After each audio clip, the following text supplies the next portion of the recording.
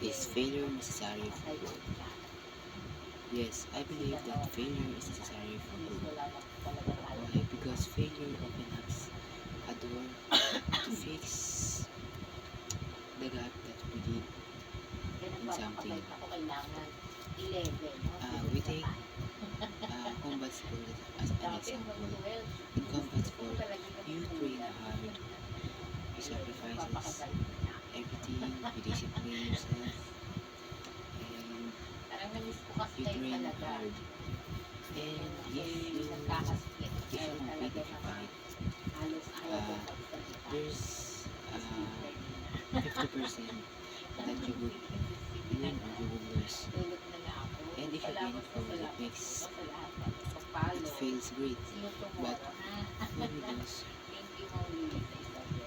that's when we feel down because we thought that our efforts all in vain. But that's not true at all because that failure uh, can lead to more can lead to dramatically improvement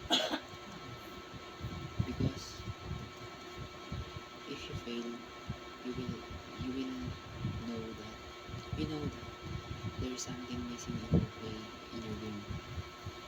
And if you manage to analyze it, if you manage to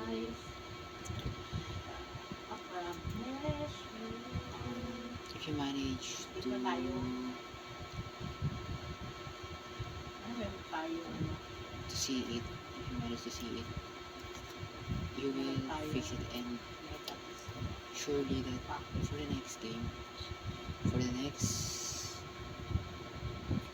time you go to compete again, you will now become more stronger and more wiser. That's why I believe that failure is necessary for our growth.